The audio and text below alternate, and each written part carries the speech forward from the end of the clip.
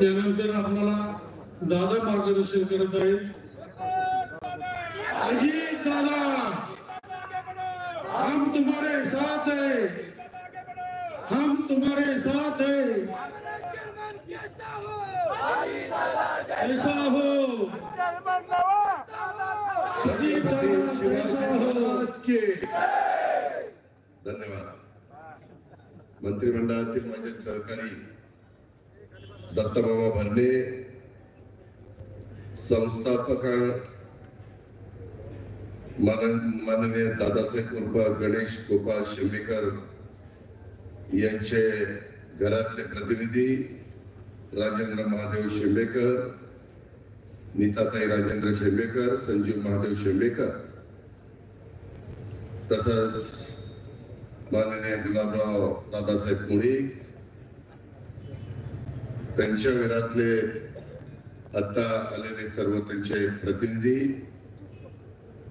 Advocate दत्तात्रयराव Sadashivrao Karandikar, Krishnaji Mahadev Bhongale, D Jagtap, Tulaji Bajirao कोकरे, शंकरराव माधवराव तावरे, माधवराव गेंबा तावरे, बाबूजी दादासाहेब कोनकुले, भालचंद्र अनंतराव तावरे, ह्या सर्व मान्यवरांनी 1955 लावलेलं माळेगाव सहकारी साखर कारखान्याचं रोपटं आज त्याचा वटवृक्षामध्ये रूपांतर झालेलं आहे। मी आज 2025 ते 2030 या माळेगाव सहकारी साखर कारखान्याचा कारभार 19,750 सभासदांचा कोणाच्या हातामध्ये द्यायचा हा निर्णय आज आपल्या सर्वांच्या निमित्तानं घ्यायचा आहे। आणि त्याबद्दल माझ्या आधी अनेक मान्यवरांनी आपली आपली भूमिका इथं मांडण्याचा प्रयत्न केला। त्याच्या आधी माळेगाव कारखान्याचे हे जे शिल्पकार आहेत त्या शिल्पकारांना मी अभिवादन करतो, त्यांच्या पुढे नतमस्तक होतो। त्यांच्यामुळं आज इथं आर्थिक सुबत्ता येण्याच्या करता निश्चितपणे एक चांगलं काम झालेलं आहे याची आठवण देखील मी आपल्या सर्वांच्या साक्षीनं करतो।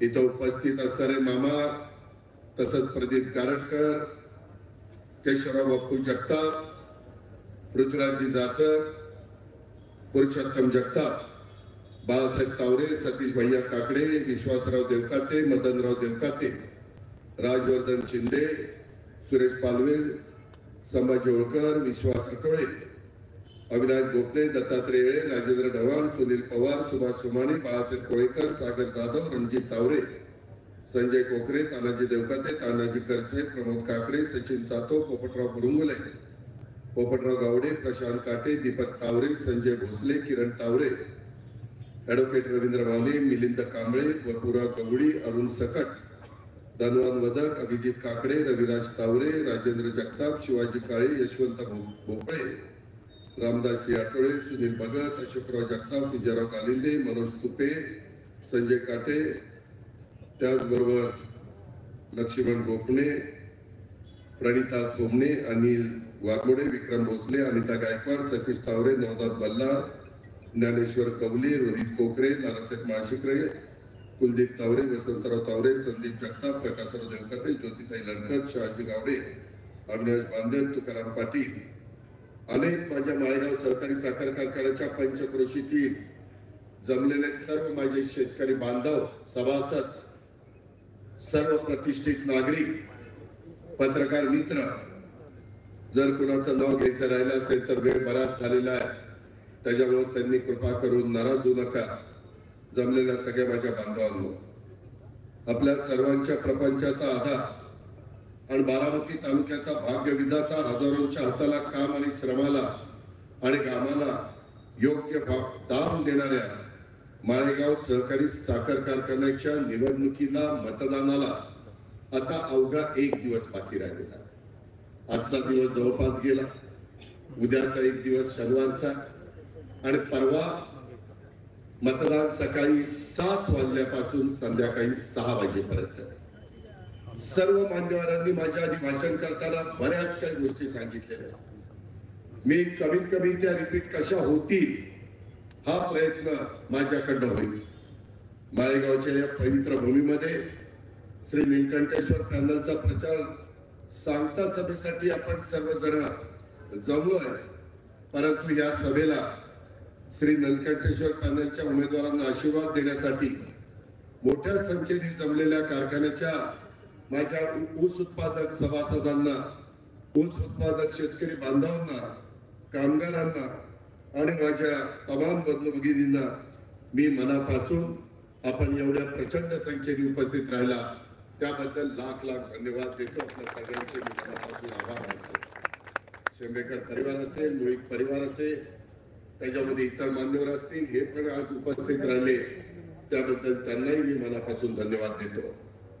माळेगावचा आराध्य दैवत असणारा नागेश्वराच्या चरणी मी नतमस्तक होतो. कारखान्याच्या सभासदांच्या आणि माझ्या ऊस उत्पादक शेतकऱ्यांच्या, कष्टकऱ्यांच्या श्रमाला, कामगारांच्या घामाला योग्य दाम देण्याची शक्ती आम्हाला श्री नीलकंठेश्वर पॅनलच्या संचालक बोर्डाला, उमेदवारांना श्री नागेश्वरांनी द्यावी अशी नागेश्वर चरणी मी साकडा देखील घालतो. श्री नीलकंठेश्वर पॅनलच्या प्रचाराच्या निमित्तानं मी माळेगाव सहकारी साखर कारखान्याच्या कार्यक्षेत्रामध्ये फिरतोय. आपण पण फिरताय, आपण पण प्रचार करताय. प्रत्येक ठिकाणी ऊस उत्पादक शेतकरी, त्याचबरोबर माझा सभासद बंधू भगिनी ज्या प्रकारे मळदचा अपवाद वगळता बाकीच्या सगळ्या ठिकाणी माझ्या ज्या सभा झाल्या त्याला उत्स्फूर्त प्रतिसाद माझ्या सभासदांनी दिला, माझ्या सहकार्यांनी दिला. त्यामध्ये हा प्रतिसाद ज्यावेळेस मिळतो त्यावेळेस माझ्यासारख्या कार्यकर्त्याचा उत्साह वाढतो. सर्व सभासदांच्या विश्वासाच्या जोरावर आपलं श्री नीलकंठेश्वर पॅनल आणि त्या पॅनलची खूण कपाशी, हे पॅनल नक्की विजयी होईल. हे सभा बघितल्यानंतर ही सांगता सभा नाही तर ही विजयाची सभा आहे असं माझ्यासारख्या कार्यकर्त्याला वाटतं. पण गाफील राहू नका. रात्र वैराची आहे हे सुद्धा आपल्या सगळ्यांना माझं सांगणं आहे. मगाशी रामदास आठवलेंनी सांगितलेलं, इतर माझ्या मान्यवरांनी सांगितलेलं, ही गोष्ट लक्षात घ्या. ऋतुराज बापू, दत्तामाव भरणे, सतीश भैया काकडे, प्रदीप गारटकर, मला आपल्याला सगळ्यांना सांगायचं, या बारामती तालुक्यामध्ये आम्ही लोकांनी सर्वांनी मिळून जे काम उभं केलेलं आहे ते काम पाहिल्यानंतर कुणी मायाचा लाल आमचा पराभव करू शकत नाही. पुढं आमचेच लोक आमचा पराभव करतात. मी अनेक ठिकाणी सांगितलंय, सर्वसामान्य मतदाराला तो मला मतदान करतो, तो माझा ऐकतो, तो माझा प्रतिसाद देतो. पण जे पुढारी आहे, कुणाला चेअरमन व्हायचंय, कुणाला व्हाईस चेअरमन व्हायचंय, कुणाला डायरेक्टर व्हायचंय, त्याच्यामध्ये नाही संधी दिली तर माझं मत काही त्यांचं खरं नसतं.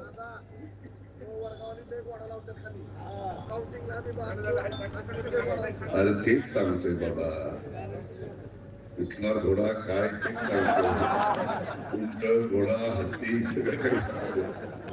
यामध्ये माझी विनंती आहे, आता दंता बाबा पोटतिडकीला सांगत होता, आमचे मदनराव देवकाते असतील, अविनाश गोपडे असतील, त्याच्यामध्ये सुनील पवार असतील किंवा रामदास आठवले असतील, आमच्या शेंबेकर ताईंनी पण त्यांच्या परीनं त्यांची भूमिका मांडण्याचा इथं प्रयत्न केला.